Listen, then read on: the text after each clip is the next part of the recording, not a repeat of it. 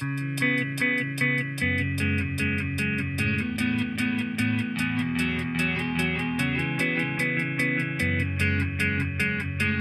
to Real Talk, a place where we have real conversations about faith and doubt and everything in between with real people. I'm your host, Reverend Thea Curry-Fuson, and I'm joined today by Mayor Kevin Cole, as well as my colleague, Reverend Reggie Clemons, Senior Pastor of First United Methodist Church, Pearland. I'm so glad you both could come together today to tackle the tough topic of church and politics. I'd like to start, just ask you to kind of introduce yourself a little bit more, maybe a little bit of your faith background and why you said yes to coming on the podcast today. Very good. Thank you, first off, for the invitation and being able to come and just have real talk, right? And you chose two subjects, church, faith, and politics, that we're told, you know, when you get together with family, there's two things that you don't discuss. Right. But we're going to have that discussion today, which I think is great, and I think we should.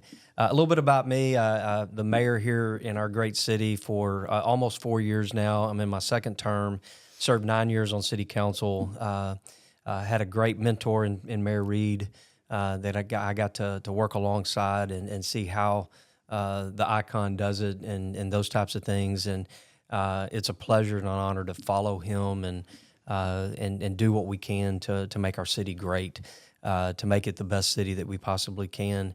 You know, my faith journey, I grew up going to church, being a part of church, and all of those kind of things. Came to know Christ as a young adult, and anchored that. And you know, what a great ride it's been. And just like anything else, you know, it's a walk. It's a day-to-day and daily, you know, type of thing. And there's some days I'm closer, some days I'm not. You know, I think that's just being human and who we are as people. But the most important thing is I'm connected to Christ. I'm in his family. I'm part of him, and he'll never let me go. And I think that's the comfort, even knowing when we have bad things and crazy things that are going on around us, he's that constant that gives us the cool, the calm, and the collected in those moments. And so we draw on that often in this job and in this, you know, position, because it is fast moving and it can get hectic and it can get emotional and all those kind of things. And sometimes you just breathe and know that God is in control. And hey, you know, where, why, and how do we need to lead, and just let him talk. Yeah, we have to do the same thing, don't we? Exactly. So I just want to say thank you for, even when I asked, you didn't even take long to consider doing it. You just said, like, let's just do this. And I'm like, so we want to thank you for being here with us today, and truly interesting to hear your perspective, particularly about this as we deal with this stuff every day. So, yeah, and it is daily. And again, thank you for the opportunity, because faith is a part of me. I don't see there's a box over here where it has a role and a box over here. I mean, we are who we are. Right. Yeah. Well, that's really why we wanted to have this conversation, because I think, like you said, you know, there's a kind of a sometimes unstated rule in families. We don't talk about these two things, and yet they really I would argue, especially faith, it's going to seep into your life in all aspects. Reggie and I talk a lot about, you know, just a theological worldview. Your understanding of God is going to influence the way you see the entire world around you, including your politics. And so just how does faith impact your politics? Well, it's a great question. You know, I try to look through a lens that he gives me. I say I try. Doesn't mean that I'm successful with that all the time, right? So my worldview is really big God worldview. I mean, God is who he is. There are people who believe the government is a God, and they believe in government taking care of them and government being the answer for everything. And I don't subscribe to that. I believe that God is the answer for everything that we have. He's the supplier of everything that we do. Now, that doesn't mean that government isn't here to help, because God himself ordained government to be an institution in our life, just like the family, just like marriage, just like and government is in the church, and government is part of that. And so I think our lives, government is a part of it, but it is not the ruler of who we are. It's not the driver. It's not the segment of our society that should be taking care of us. That truly should be God. I mean, Jehovah Jireh is our the one that supplies everything for us. He's our provider, and so that drives me. That I know who God is, and I rest in the fact of who He is. If He wants me to do something completely different, I have to be obedient and faithful to listen to that. And again, I go back to, doesn't mean that we always are. Sometimes it takes a little bit for us to hear, but that's what drives my politics. And so you can talk about various issues. I go back to, where does God come down on this? What's that worldview? Where am I? Where does the Scripture say on things? Where is, various things of that aspect? Where does it come down? And that should be a Christian. That should be what you follow. Mm-hmm. Yeah. And what about you, Reggie? How does faith influence your politics? Well, I think for me, faith influences everything. There's nothing that it doesn't influence. So I would, interestingly enough, though, I don't necessarily always look at it from the standpoint of how faith is going to influence how I see things from a political perspective. In fact, I'm probably more so keep a lot of things separate from that, not as an intentional because I think they're different, just because I try to be driven by faith, and then it drives everything else. I truly do believe it's kind of like you said in terms of what the government should do. I actually think that if the church actually did a whole lot more for people, the government wouldn't have to be in that business. So but I've said that for a long time. However, I do know that we also have to realize that we're all people. And we all are driven by certain things, and certainly from the standpoint of our interpretations of things and how we see things, how we've been raised, how we've been brought up in terms of different influences or whatever.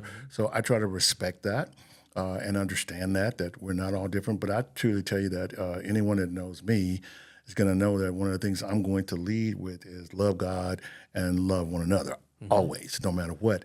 And so to the extent that that's going to be the guiding force for me, that's what drives me. That's what I'm going to do. Yep. Yeah. Absolutely.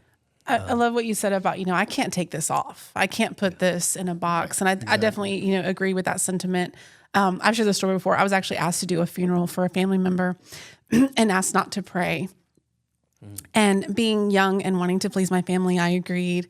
And afterwards went to that same family and said, I will never do that again.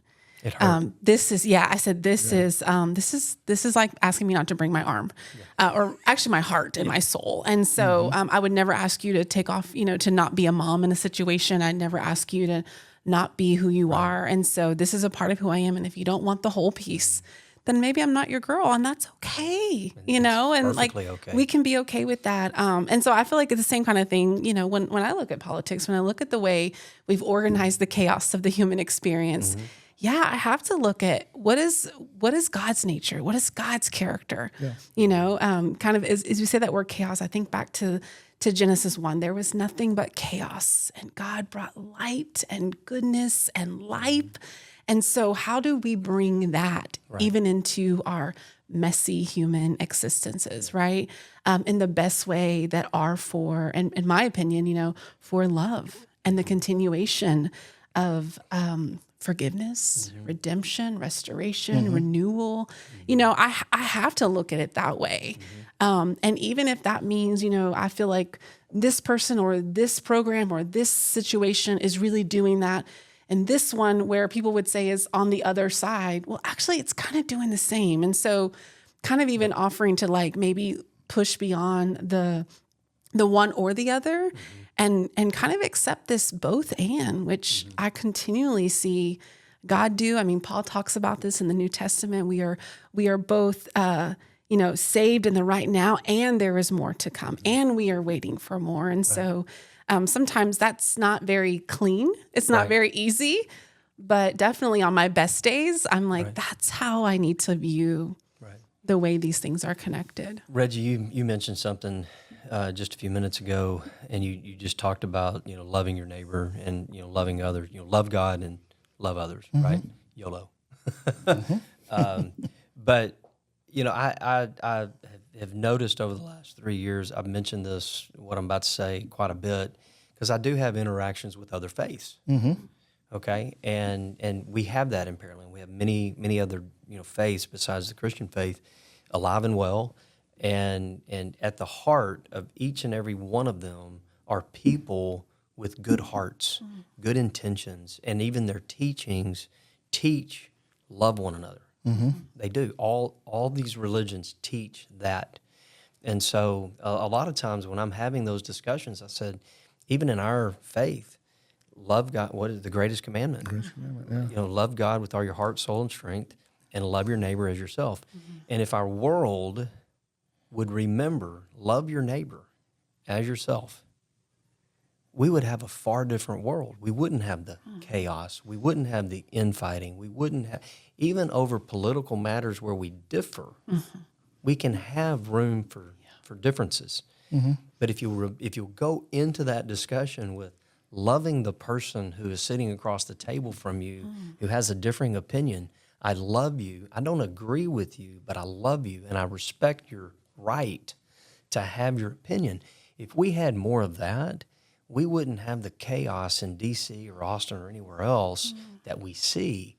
So many of Christians, and Christians should be leading that effort. We should be the example. We should be leading that effort. But far too many times we don't. And that's an indictment on us. That's an indictment on the Christian faith. That's an indictment on us as Christians that we're not leading that effort to pull people together and hear. God gave us 2 ears and 1 mouth for a reason. We should be listening double what we speak. Well, that's strong. And we don't. I like that. It's kind of interesting that, and we talk about this probably at our church every week on some level, but it's almost to the point of most Christians or people that profess to be Christians have actually heard that and know what the greatest commandment is and kind of understand that. But it's a lot different if you lead with that. What if that actually dictated everything you did? What if you led with that in every single thing you did? Right. How different might our decisions be about things that we decide to do or not do? Right. If we truly allowed that to dictate how we were going to be driven in terms of our life. And I think that's strong. I honestly think some people like chaos. And they actually live better in chaotic environments. That's a fact. So, yeah, that's. I'm sure you experience that a lot more than I do. That's a fact. A lot of times they're very kind with their, and they'll tell us about the chaos from almost a third person perspective, like this is happening to somebody else.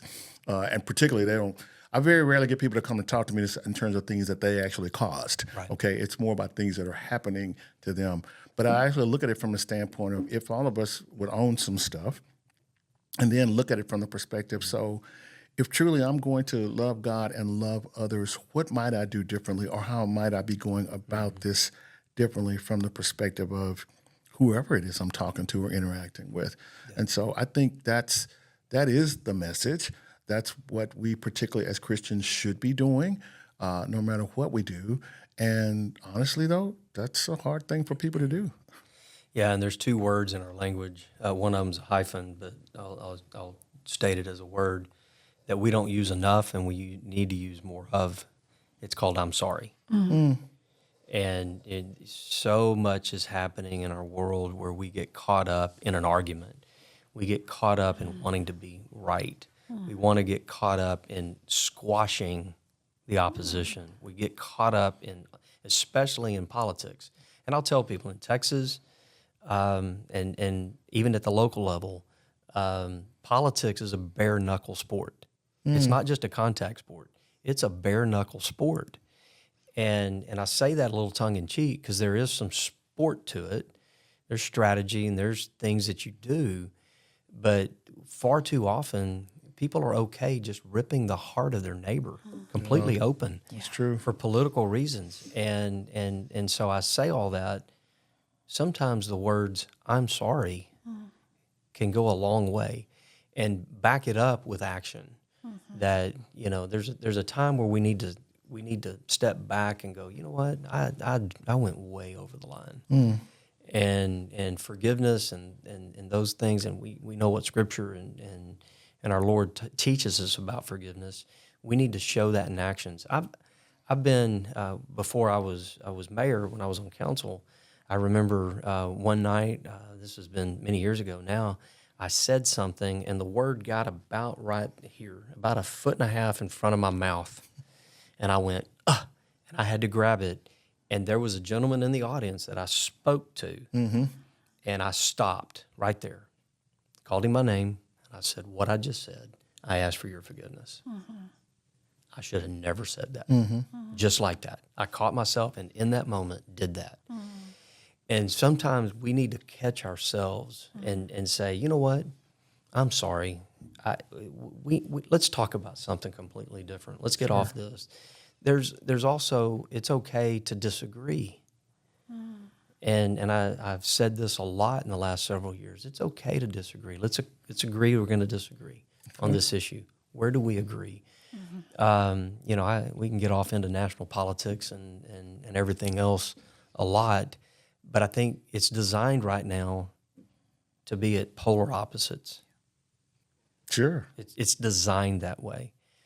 So much of what goes on in D.C., if you actually get the members of Congress together, they agree on so much, but they're not allowed to go and talk about what they agree on. Because if you agree with the other side of the aisle, we're going to primary you. We're going to put somebody else against you. We'll raise millions of dollars to take you out of Congress. And so much of that goes on. And it's not right. Instead, let's agree.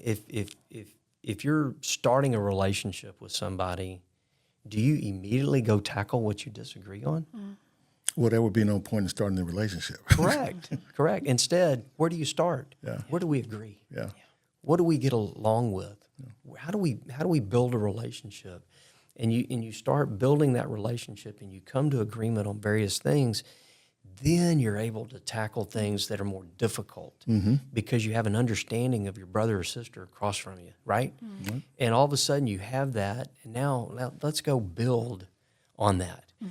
And, I'm going to say a word that doesn't ever get said in D.C. It's called, let's compromise.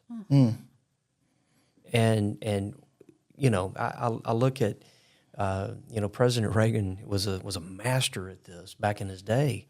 You know, look, if I go and get 60% of what I'm asking for, I'm going to take the 60%. Now, the next day, I'm going to come after the next 40. I'm still going to work at it. But if I can get and make inroads to, and again, we're talking about competing sides of the aisle and those types of things, but it goes back to human behavior. You know, and I, you know, we feel like we have to be right. You know, and I've learned, and the older I've gotten, I've learned I don't have to be right. Okay, what I want to build in this role at the dais, I've got 7 other individuals who are voting on things, and I run these meetings, right? So I have to build consensus, and I have to give duly elected officials the opportunity to speak. I have to give them the opportunity to put their thoughts and everything out on the table, and that's great. It's what it needs to be. But sometimes we're going to have competing issues. Where I think the mayor comes in is we have to build consensus. What are we getting our arms around? Are we going to go this way? Are we going to go this way? Or are we going to just cancel this for now, come back in a week? Yeah. Sometimes it's okay to come back in a week because we haven't got consensus. And so far too much we try to push things on people that aren't ready for it. Yeah. That happens across the spectrum in our political way of doing things. Where I think Christians have a role is we have a core value, and we need to put that on display, whether it's in political matters, in the office, at the school, in the church, wherever we are. We need to be putting our faith and our principles and our heart and Christ in the center of all of that, because without it, there's darkness. Yeah. So you mentioned about, you know, the chaos, especially we'll just say Washington, that feels so far away, and so we can say them over there. Yeah. You know, I like that, by the way. The chaos. It almost feels like, we were talking there. That makes it interesting. We were talking the other day. We remember when politics were boring, when no one knew politicians. They didn't show up on the news. They didn't show up in your YouTube, you know, algorithm. Like, you didn't have this stuff. They were boring. And I suspect because they were doing more cooperative work, that's really not exciting. It's really not. I mean, the probably the most exciting parts of your day are the parts where people are in conflict because there's high energy and high motion, and the rest of the stuff can kind of feel mundane. It's important, good work, but and I was thinking about that, of maybe that's, I can also see where churches have started to try and maybe be a little more exciting, right? And this is where you get the lights and sound. This is where you get the flashy speaker. Like you're trying for that, almost as if like mirroring, hey, this is what the world wants, And as I think about that kind of place where maybe the church almost copied politics there, I think to the series The Chosen, which is, no, it's not 100% biblical. There's a lot of interpretation happening there, but it is catching a lot of people. A lot of people are watching this show about the story of Jesus and his followers. And just last night, I was watching one about where there's a relationship between Matthew, the tax collector, and Peter, the chosen, you can kind of say. And Matthew comes to Jesus and says, Peter has been very unkind to me. Over and over again, he has screamed at me. He has told me he will never forgive me for betraying my people and working for Rome, getting into politics, right? Because Peter didn't think that was an appropriate move. And, and then Jesus looks at him and says, well, who hurt who first? And really push Matthew to see your actions, even though you didn't know me at that time, they weren't intentional, you did hurt him. And it did come down to this, will you own your piece, And Matthew even replies, well, he's already told me he won't forgive me. And Jesus says,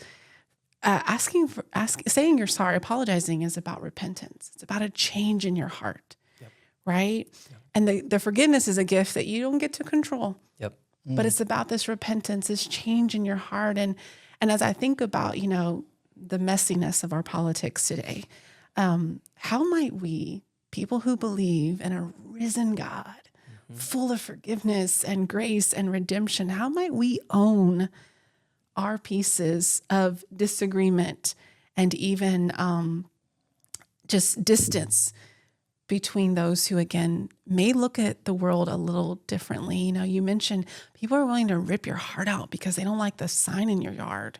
Right. They have nothing about you.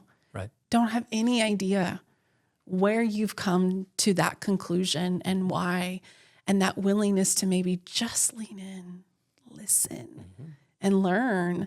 I mean, I think that's what Jesus would have done. That's what I see him do in his life. That's modeled in the scriptures. And so my question is, we can see the places where it's wrong, where it's hard, where it's difficult. How do we utilize this faith? What are some steps, some practices we can take as leaders, but also just as followers of Jesus? It's a great question, and I think for me, I can only go by in my role and who I am, and what guides me in guiding principles. Like I said, sometimes we have to ask questions and then get quiet, and listen. Discern, understand. Heaven forbid we actually walk in someone's shoes and try to get their understanding and where they are. In our role, at the local level, it's a little bit different because we don't deal with the typical social issues that you see really stirring up the emotion. Because if you really look at DC politics, it's the social aspect of things that really gin up emotions, and the emotions are real. We deal with water and sewer, roads and fire and police, and kind of the nuts and bolts of government. And so, because of that, it's a little less emotional. But what I'm going to say applies to this as well. A real good friend of mine told me this as I was running in 2020, and I've adopted it, and I use it often. My staff hears me say it often. And then they even say it as we discuss things. People don't know what they don't know.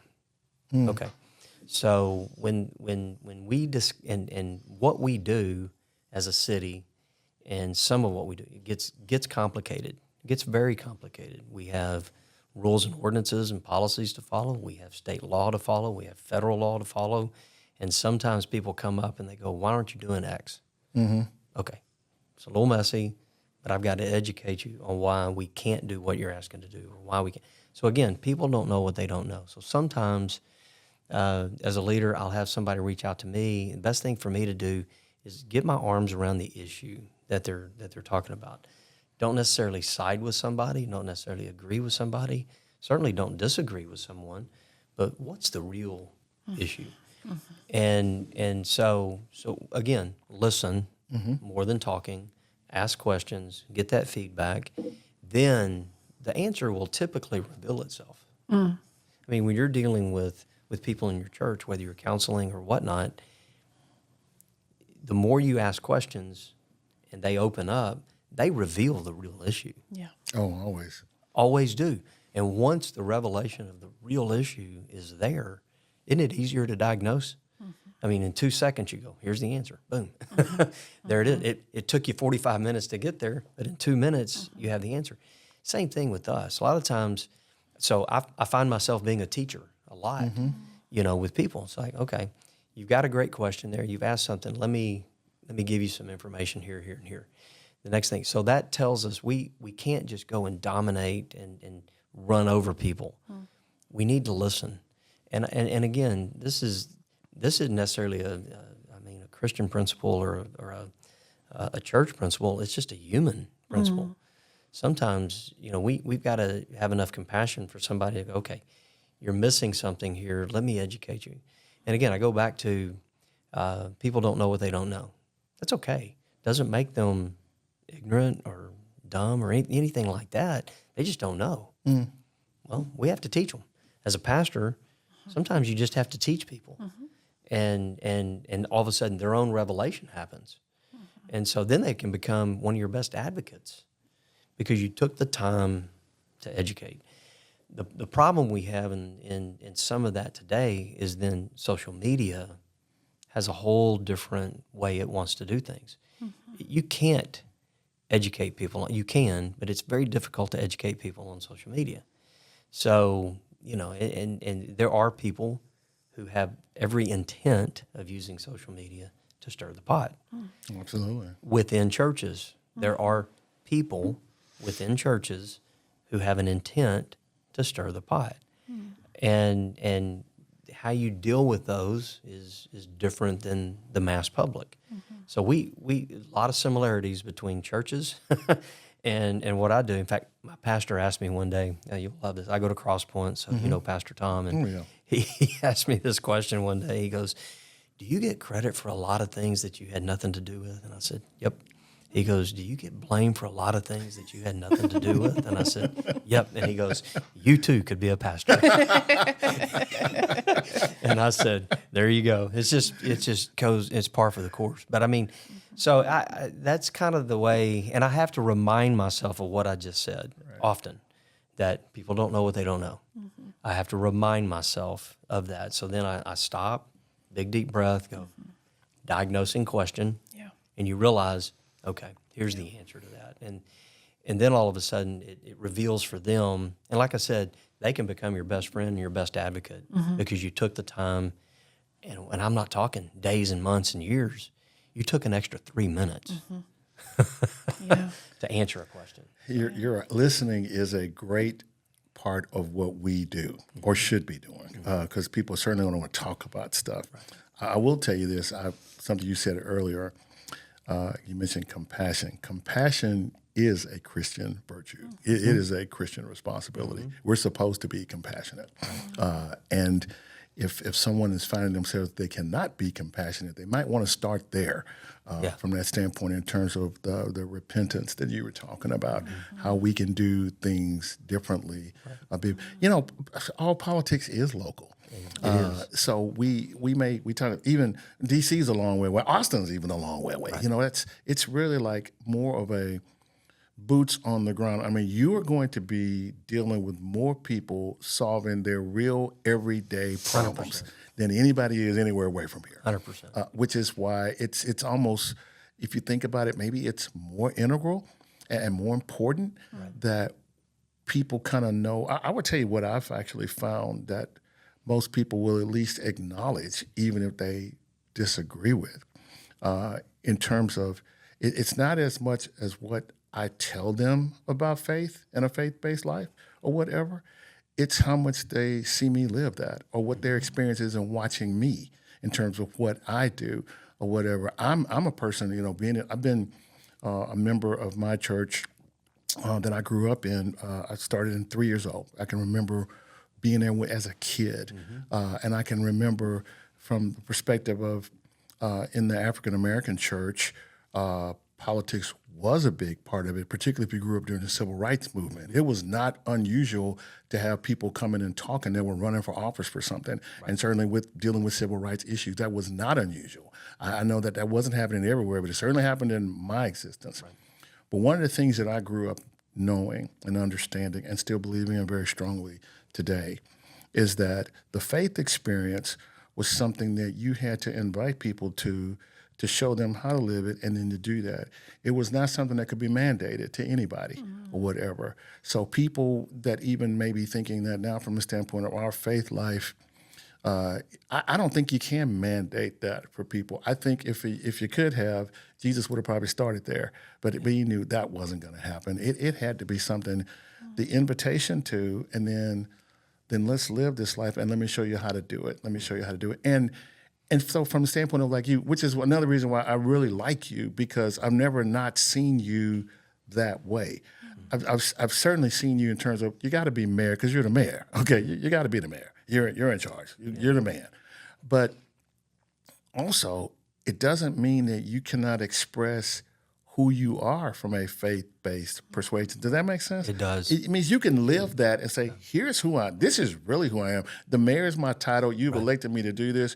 But as a child of God, here's who I am. Amen. And this is what you're going to see. Yeah, you get that. And I mean, I do my best to live faith. Like I said, we all fail. That's what sin's all about, and that's what forgiveness is all about, and that's what repentance is all about. But at the same time, it drives who you are and how you treat people, how you interact, and how you do certain things, your worldview, like I said. And so, for example, I put up a daily scripture on Facebook. It's no secret. YouVersion Bible app. You can do it every day. Yeah. You can probably count on two hands how many days I miss over a several year period, but it happens. And I started that. Gosh, I got to thinking it's probably 10 or 11 years ago now, and I didn't do it because I was running for office. I didn't do it because I was this or that. I did it because I needed to hold myself accountable. Okay, I could go and privately do that, or I could say, let me tell you what, let me put this out on a daily basis and challenge myself with what Scripture's saying, right? And whoever's following me or friends with me, they see it. Guess what? Am I living that in front of them? Yeah. I better. Well, if you're showing people who you are, you better be that. You better be there, right? And again, I go, do you miss it? You do. But I hope I get it right more than I get it wrong. Right. And I will say in the last 10 or 11 years, I'm not the same person that I was 10 years ago. I like to think we progress, and the older we get, I think we progress and we get more Christ-like, and we do those things. That's maturity. That's just who we are. And that's who I am. You know, in 2019, realized that Mayor Reed was probably not going to run again, but kind of waited for him to make that decision. And when he made that decision, we were all in for the position. But who I am is who I've always been. Right. Now I'm running for a position and for a job, for a title, for something. Like you said, I am the mayor, but I'm still Kevin Cole, a child of God. And those two have to come together. Yeah. Have to, because I can't separate them. Yeah. So here they are. So, that tells me, how do I deal with people? How do I treat people? I have to live my faith. Otherwise, I'm an imposter. Yeah. That's an imposter. And I don't want to be that stumbling block to somebody out there. Yeah. That's a good word. Yeah. Yeah. As you were talking about the social media, I think it's given us an opportunity to share our true selves, right? And now we all have a microphone, we all have a camera, we all have this way to broadcast who we are. And man, we are a messed up people. We're messy. We are angry. We are, self-righteous. We are wanting revenge. We attack, or we play victim. I mean, it's kind of that reality that all of that is kind of being revealed. You've seen my feed. And then as I think about, how you also, Reggie, you mentioned this too, that I would agree that if the church as a whole would step up in a lot of ways, we would probably need less political programs or governmental programs. Because if we were actually doing the work that Jesus calls us to do, we wouldn't have a need for so many. And as I look at that reality and also what you both talked about with this compassion, right? This reminder that Jesus was moved with compassion, that's a stirring and a ripping of your guts. That's the Greek word. And even compassion is to suffer with. And what if we looked at our politics that way, that the people who are hurting, because we see it, people who are without somewhere to stay, the ones who are addicted to drugs, dying in the streets, our children not having enough to eat, if we could look at the situations that we want to blame someone else for and that they're not doing and could just be moved with compassion, to be willing to suffer with, even if it's just momentarily, right? We talk a lot. The best thing you can probably do for someone who's living on the streets is look them in the eye. Look them in the eye. Yeah. That's a human being. Yep. That's a child of God who is lost and lonely, and that's not where they're supposed to be. Right. Doesn't matter why they got there. Right. That's not God's intention and design Right. for humanity. And so, again, that maybe, how might that influence our politics if we were truly willing to also be moved with compassion, Right. be willing to suffer with, especially when there's so much pain and hurt in our world today. And again, this is not something I often remind on Sunday mornings and beyond. It's not something that's just happening in Austin or on the coast. It's right here in our own city. Oh, absolutely. Every day. And again, I think I love having the conversation about what's the real role of the church. And I think in a lot of ways, and I'm talking, capital T, the church. Not an individual, local church, but the church has really gotten away from its mission so much of the time. And you're right, so many of our problems at the government level could really be taken care of by the church and should be taken. We should be feeding the hungry. We should be housing the homeless. We should be doing those types of things and doing it well. And if the church banded together and really had the heart to serve its community, those are the types of things that it would be doing. And we do have churches in our local community that are doing phenomenal work day in and day out. Somewhere and somehow, I wish the church was, forget the denominations and forget the individual church, but bring each other together and tackle a problem and eradicate homelessness in Pearland, Texas. I said that. We have homeless in Pearland. We do. We do. And what are we doing? And I don't believe that is necessarily my role as the mayor in our city to go and fix that. But it is our societal. We need to have compassion for those. They're there for a reason. Yeah. And like you said, it's not for us to judge why they're there, but they're there. Now, how do we help them? How do we help them not be there? How do we help them get to where they're not there? What's standing in the way of doing that? We always talk about money. Well, the last time I looked, we serve a God that owns the universe. Come on. Okay, and if we're doing His work, He's going to provide all of that. How, what, and where? I don't know. That's up for Him to do. But if we're faithful to do what He's asking us to do, money will always go. I've got a band on right now, Isaiah 117.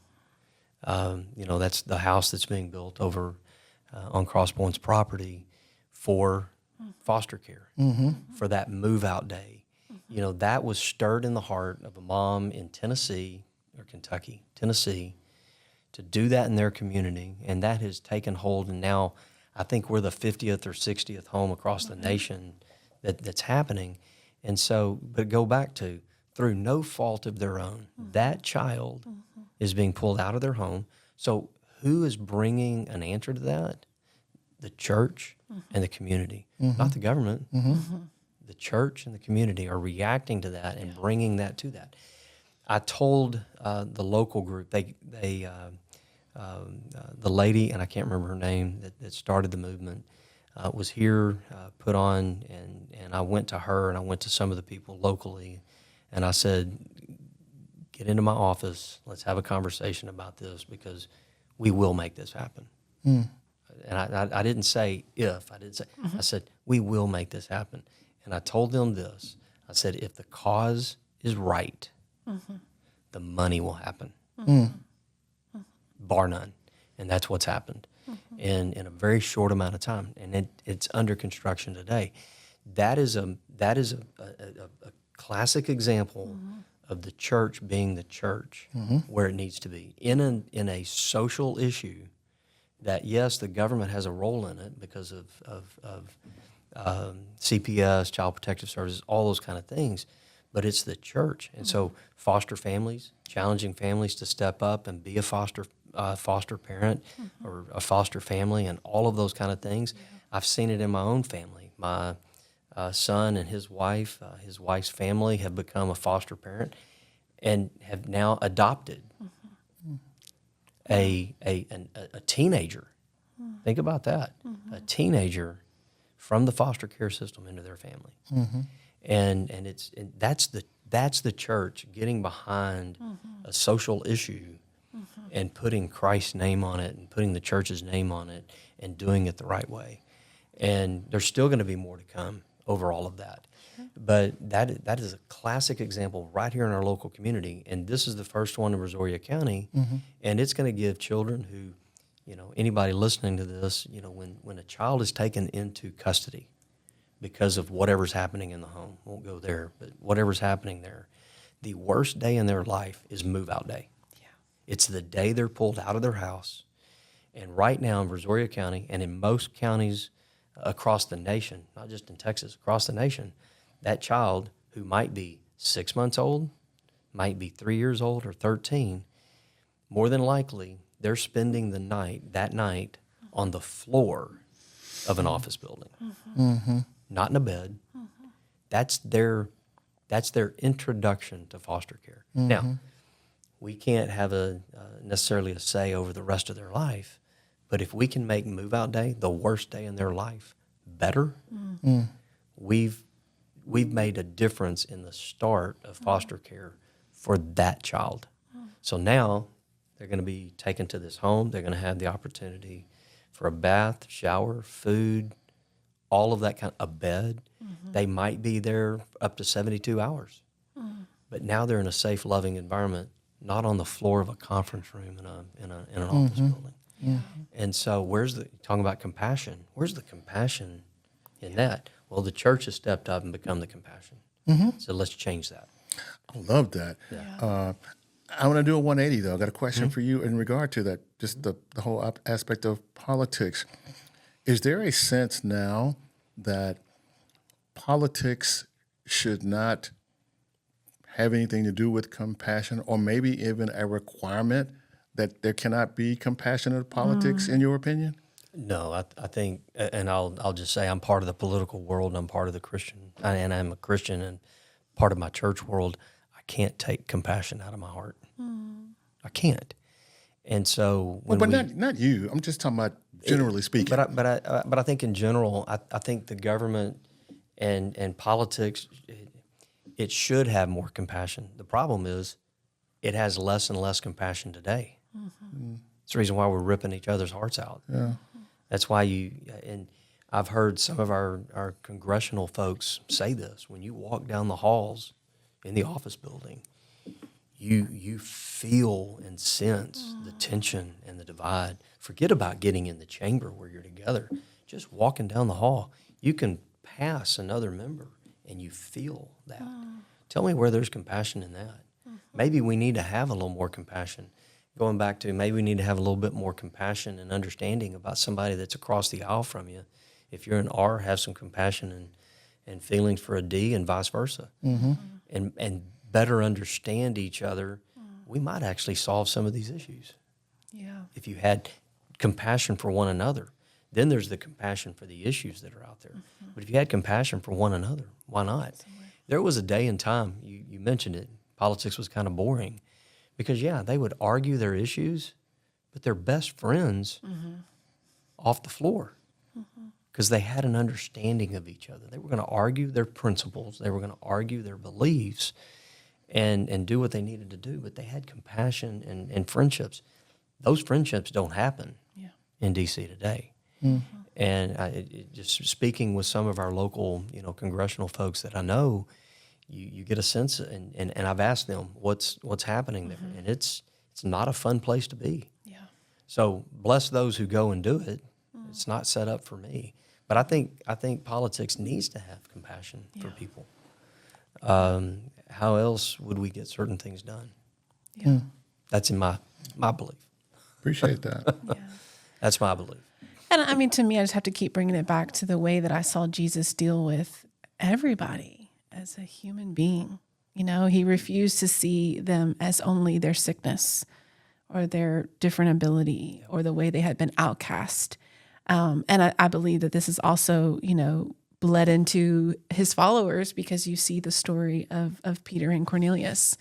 That should not have happened. They were on opposite sides of the issues, and yet both were willing to see the other as a human being and listen and learn. And in fact, Cornelius's whole house is baptized and host a worship service in celebration of that. And not only let Peter in, but Peter was willing to go. And again, that willingness to see a human being. And I think that that's also one of the tricks of social media. We've turned each other into just, a name on a screen or a face in a video instead of a human being. And so I know for me, like my hope, again, would be for the church, for those who love Jesus and are willing to believe and try and follow his ways, would strive to see everyone around them as a human being, as someone with a heart and a family and desires and needs, and not just some sort of evil identity, and unfortunately we can see it in the church too, that, okay, well, we all agree on Jesus, so we must all agree on this too, right? And if not, we're going to yell and scream until we all agree. And it's like, whoa, maybe we could have differing. And that's what happens on social media. It's that which screams the loudest wins. And so they scream loud and often. And again, I'm using that because it's not a noise, but it's noise. It's social media noise. And if I do it enough, if I scream enough, if I annoy enough, if I do this enough, I'll win. And instead, what I see is less and less impact on their issue.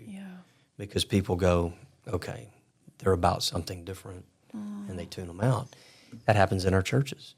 Again, those who want to get something done, they go about it the wrong way. And so many people do that. So many people go about it the wrong way with city government. I look at it and go, okay, so you had an issue.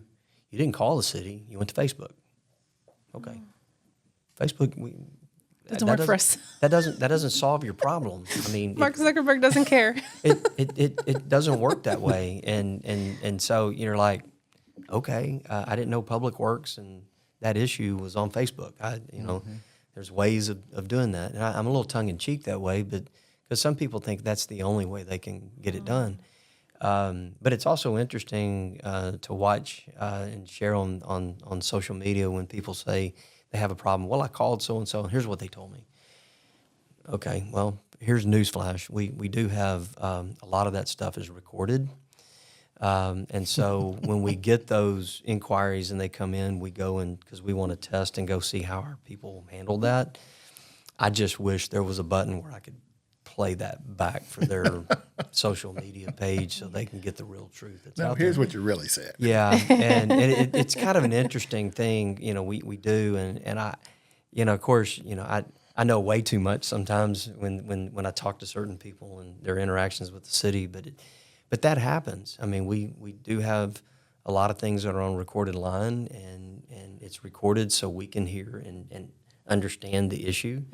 It's not necessarily to catch somebody in a lie. That's not what it is. But we want to make sure that our employees are doing it the right way. But it's funny. They say one thing here, and then they go to social media. Here's what it is, and I look at that. That's unfortunately that's the human nature, right? And so, how do we rise above that? And so, in spite of that, in spite of knowing all that, we give people the truth. We give people the answer. We solve their issue, and we move on down to the next. Yeah. And I think that's part of who we have to be. I think from a leadership position, we're just going to do the right thing, or at least attempt to. That doesn't mean we always get something right. We can learn, and we make mistakes, and we want to learn from those mistakes. But in dealing with people, we're going to give them the information, and we're going to, move on, to the next issue. Yeah, makes sense. Yeah.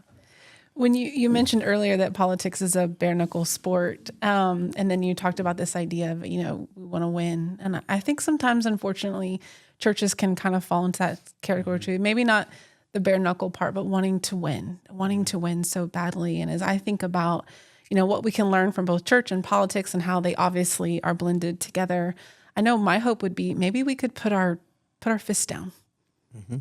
Maybe we could put our fists down and again, at minimum, those who claim Jesus Christ as their risen Lord and Savior to follow his passivity and say, I'm not going to hit you back. Right.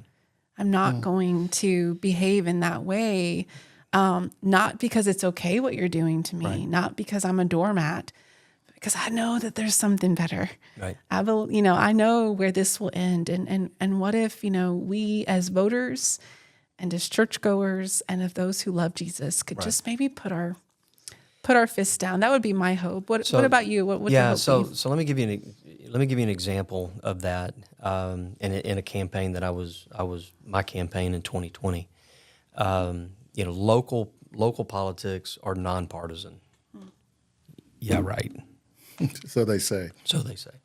But we don't run on a tag. We don't run as a Republican or as a Democrat or as an independent or anything like that. We don't put that behind our name and go and run. We don't have the primary system. We don't do any of that.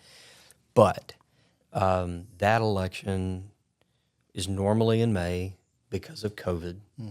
Everything got moved to November, which meant my race became very partisan, right? Became very partisan, and really shouldn't be, because the street out here, it's not an R or a D street. Yes, stop signs are red. That means people who are blue have to obey them too. I mean, it just, all of that that's what we deal with. Like I said, water and sewer and streets and drainage and all these. Those aren't R&D issues. So we don't get caught up in that. Having said that, my race became very partisan for a local election. It just did. And we knew it was going to by the sheer nature of being moved in November. Went from the top of the ballot to page 42, right, with the presidential race at the top. So having said what you just said, putting the bare knuckles down, going through that, you get attacked. So now it's the response to the attack. I have zero control over someone else's actions, right? I have 100% control over my actions. And the way I run a campaign, I have 100% control over the people who volunteer for me as well. And so leading up to that, even before the election got moved, I had a volunteer meeting in my house, got all of my folks together, and I said, here are the rules. And rule number one is we will say nothing negative about our opponent, period. We won't speak of them. We're going to talk about me. We're going to talk about our ideas. We're going to talk about what we believe in, and you're going to help me back that up. There will be times we'll have a surrogate that needs to go and maybe deal with somebody in social media, not the campaign, somebody else. But I said, but how we do that isn't going to be attacking. We're simply going to put the truth out there. And I said, if, big I, big F, if we need to address an opponent one-on-one, that's for me to do, not you, not, you know. And I said, and rule number 3, if you can't follow rules 1 and 2, I don't need you as a volunteer, right? So the candidate can control so much. The question is, will they? Goes back to the bare knuckle sport, and do you hit back? So in the midst of that campaign, had a very pretty vicious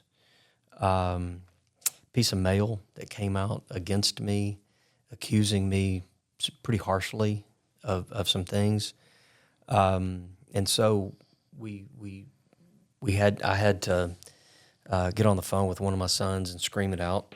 Once I got that off my chest, it was, okay, how do we respond?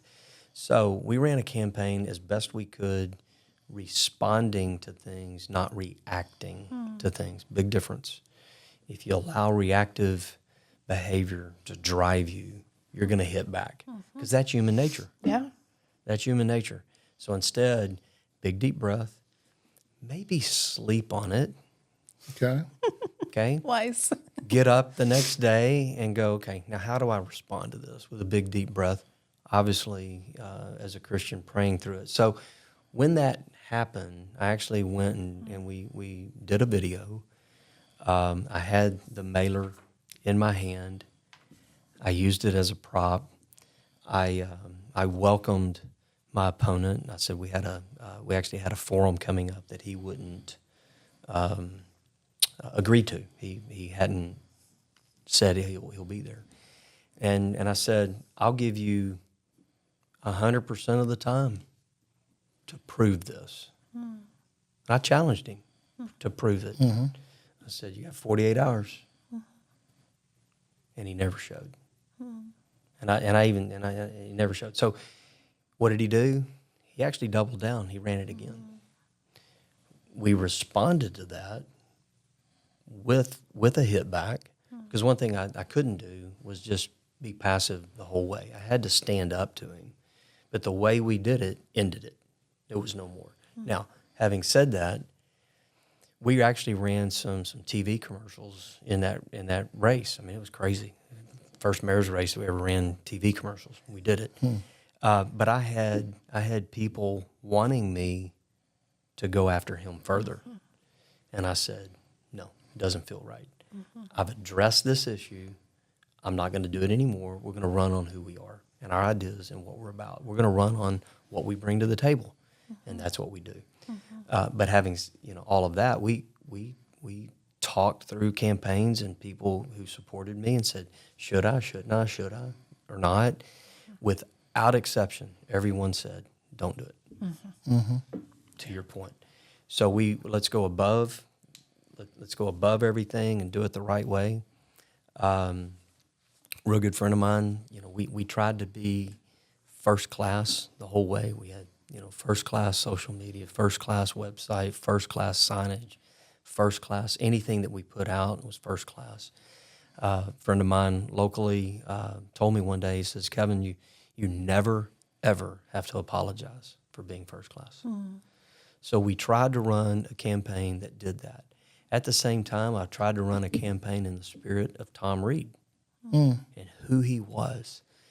I took on the attitude I was going to be the mayor. Now, I'm not running for mayor, but I'm going to be the mayor in the midst of this campaign. Dignity, respect, and all of those kind of things. And so I think if more candidates in the political realm did that, you would have less hit back. You would have less bare knuckles. You would have less of that. And it's about the issues, and you do that. If you go and anybody listening to this goes back just a few weeks ago, we had a very hotly contested House district race that went to a runoff and got very, very nasty, got very ugly. One candidate continued to hit. One, for the most part, was more reserved and said, I'm going to run on who I am. Well, guess who won? The person that was not negative and nasty. And so I think I think people want that. But candidates have to be responsible in their own actions. If you're going to be in office, you need to be responsible for your actions anyway. Be responsible in the midst of a campaign. Take charge of your campaign. I've told many a candidate over the years, if you can't control your campaign, do I want you in office? Right. Yeah. Yeah, I'm actually hoping that if that's a phenomenon that's going to happen, I'm hoping we actually see more of that. I do think that it's probably going to be more a groundswell from the bottom up rather than the top down. That when you see 100%. people actually act like that, I think for me personally, that's the main negative issue I have with this, particularly national politics and even state politics now, is because it's not typically always about the truth. It may be about how much can I hurt the other guy and what side do I want to be on, because we want to be on the winner. I mean, you go to a boxing match, you're pretty much going to pull for who you think is going to win, Right. From who's going to hit the guy the hardest. So, Right. so I'm hopeful that, as you say, if that can truly be, maybe that's where we turn the corner on this thing. I guess I also have to be reminded, too, that even as we deal with our political structure, a lot of those people that are in there are church people. I honestly, I'm not going to lie, sometimes I wonder, church people, you kind of wonder, well, how much faith do you actually have, even if you're a church person? But you can detect that's between you and God. It's not between me and you anyway. But I actually think that there is a lot of room for more civility, for more honesty, and for more openness in terms of, what am I really doing this for? Right. I mean, if I'm doing it for me, because I'll tell you, Kevin, if I were running for mayor and I was actually doing it for me, I'd probably say that. I'm actually doing this for me. I want to be the mayor because I want to be the mayor. Okay, I want to see how much can I benefit from being the mayor, or whatever. I think that as people are more open and honest about what they're able to do and will do and want to do, I guarantee you this, I do think there are some genuine people that really want to help people. They truly even run for office to truly help the masses or whatever. 100%. And they are limited by our structure. They are. In terms of being able to do that. And there are so many good people who would make phenomenal council members, school board members, state reps, senators, and everything else. They don't get into it because of the negativity. They also don't get into it because everything gets stymied and nothing happens. And so even on the local level, it slows down. You know, it slows because there's a process, and there's a process for a reason. Yeah. And I think anything, if it's worth doing and it goes through a process, great things can come of it, right? But so many people want it, and they want it now. Yeah. So I have to teach that to council members coming in, especially business owners who can snap their finger and they make things happen in their business. Sure. It doesn't work that way. So there's a process. When you look at our processes today, or our political landscape today, and I said this actually about a year and a half ago. I wasn't doing a podcast. I was actually speaking at a university up in Houston. We were talking about this, and somebody asked me a question about immigration, and do I see that immigration will ever be fixed? And I said, if you take money out of politics, the answer is yes. But I said, you got to understand, they fundraise on it. So if they go solve it, they don't get to fundraise on it. And you just look at your phone and your email. Yeah. The instant something happens, here comes the fundraising request, right? So until we have a mentality. And I think the masses are getting there, because we're pushing more and more people, because the extremes of both parties are in leadership. And they're pushing and pushing. The middle is growing and growing. People who are like, wait a minute, I agree with the right, or I agree with the left, but I don't agree with the far side of things. Yeah. I agree, that's happening. I'll go back when President Clinton was elected. You go back and look at the numbers. 43% of the country identified as a Democrat, 43% identified as a Republican. It was almost dead even. And then you had the middle. Today, it's not 43 and 43. We are almost a third, where you have roughly 35% as a Democrat, 35 as a Republican, and that balance right there in the middle. And so that it's growing, and it's growing because of the divide. It's growing because of the nastiness and the negative. Yeah. And it's growing because you have people that run for office, and it's all or none. Either you're going to agree with me on 100%, or I don't want you. Yeah. Yeah. As you mentioned that, I just couldn't help but notice the similarities again between church and politics. Less and less people seem to be interested because of the way that we, those who are interested, portray that they are so vocal. They are so seemingly judgmental.